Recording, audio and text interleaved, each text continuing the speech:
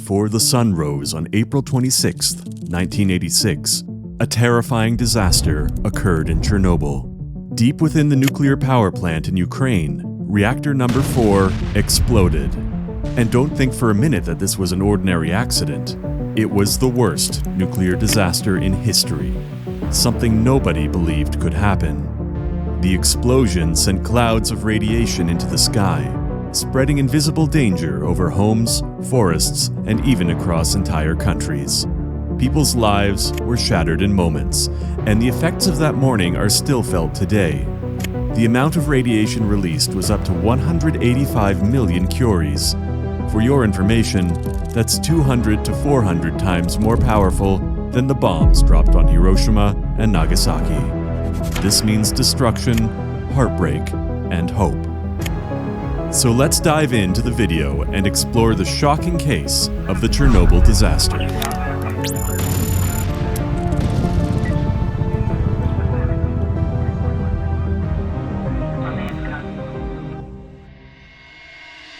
As the clock struck 1:23 a.m. on April 26, 1986, the Chernobyl disaster began to unfold. A routine test was underway at Reactor Unit 4 of the Chernobyl Nuclear Power Plant. But from the beginning, something felt off. The test was meant to check the reactor's safety systems, but the execution? Flawed. Steam was stopped from reaching the turbines, which reduced power to the reactor's pumps. This choice turned out to be a deadly mistake. With less water flowing, something dangerous began to happen. Steam bubbles started forming inside the reactor. For a moment, everything seemed calm as the operators got ready to finish the test. But this was no ordinary test. In those final moments, one of the operators pressed the AZ-5 emergency shutdown button. They thought it would stop the reactor and end the dangerous chain reaction. But this reactor was different. Because of a serious design flaw, the control rods didn't calm the reaction. In fact, they made it worse. Instead of calming down, the reactor exploded with power. It surged so fast that the engineers were caught off guard. The core grew hotter by the second, fuel rods broke apart, and pressure built up in ways no one could control. Within 3 seconds, the reactor's output rose above 530 megawatts. Then, it happened. A massive explosion of steam tore through the reactor. It was so violent that the fuel shattered and radiation burst out into the air. This was the start of a disaster. As the emergency shutdown, called the scram, continued, the reactor's power shot up to levels that no one thought possible. It climbed to an estimated 30,000 megawatts thermal, 10 times its usual power. But was that the real number? Some experts quietly suggested the power surge might have been even greater, a force so powerful that no system on Earth could have stopped. Then, steam pressure started building up so much inside the reactor that it reached dangerous levels. The reactor's core began to bend under the strain, and the damaged fuel channels couldn't hold together anymore. Powerful blasts of steam shot through the cooling system, breaking it apart with unstoppable force. The pressure grew too strong, too wild. It tore through the reactor's casing with unstoppable power. The thick protective shield built to hold back even deadly blasts was hurled through the roof of the building. A loud, thunderous explosion shook the entire facility. Fuel channels shattered, coolant lines snapped like brittle glass, and in the blink of an eye, the rest of the water coolant was gone. The reactor core, now completely unstable, started to pulse wildly, shooting steam high into the sky. With nothing to control it, the reactor's power grew out of control, turning into a force of unstoppable destruction. Nothing could stop it. Nothing. But did you know that this was just the first explosion? Yes, that's right. Just 2 or 3 seconds later, the second explosion, or I may say, the true terror, erupted. This was far more powerful than the first. Here you may ask, what could possibly be worse? Scientists think the second explosion was as powerful as 225 tons of TNT. It was like a force of nature, ripping through the broken reactor core and stopping the nuclear chain reaction. But even though the chain reaction ended, it caused an even bigger and more terrible disaster. Red-hot pieces of graphite, which came from the reactor's core, were shot into the air like missiles. Burning chunks scattered everywhere, turning the disaster site into a nightmare. Flames stretched high into the sky, while burning debris fell all around. Workers near Unit 4 stood frozen in fear as glowing sparks and fire flew above the reactor. Some of the burning rubble landed on the machine hall's roof. This resulted in more fires, and it made the chaos even worse. The explosion had already unleashed chaos, but it didn't stop there. About 25% of the graphite blocks and overheated fuel materials were ejected from the reactor. This explosion caused major damage to the reactor building itself. The destruction created strong air currents through the core, which made the graphite fires burn even hotter and faster. The flames grew out of control, turning into a raging inferno that kept feeding on itself.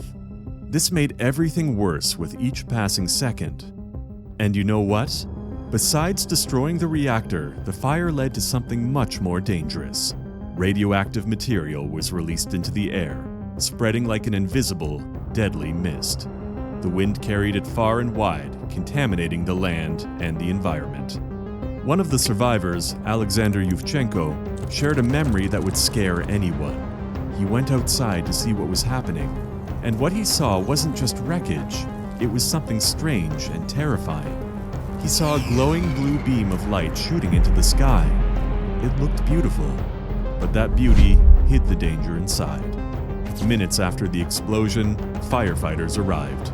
Unaware of the true horror they were walking into, Lieutenant Volodymyr Pravik led the Chernobyl Power Station Brigade, one of the first teams to respond.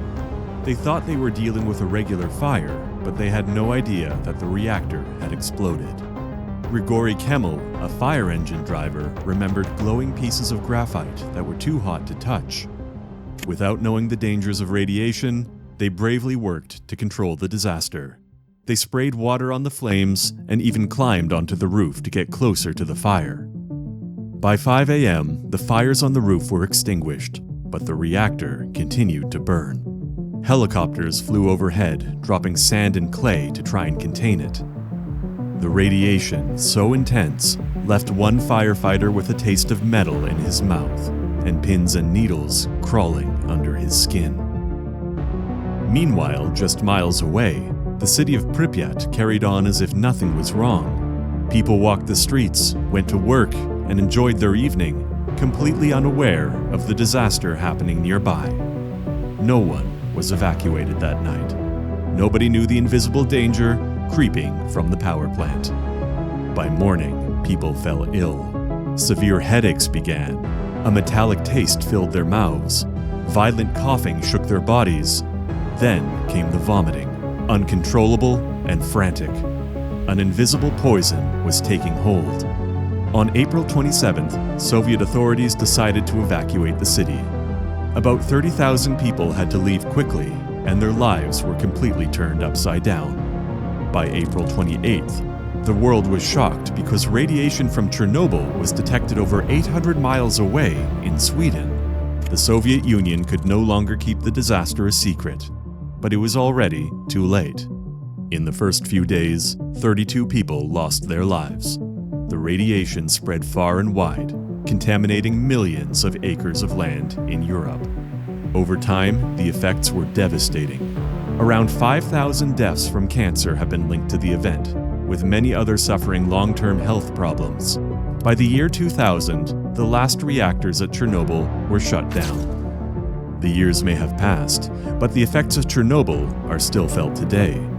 The reactor site remains dangerous and is a reminder of how a single mistake can lead to destruction. Beneath the structure that covers it, radioactive materials are still there, slowly leaking into the environment.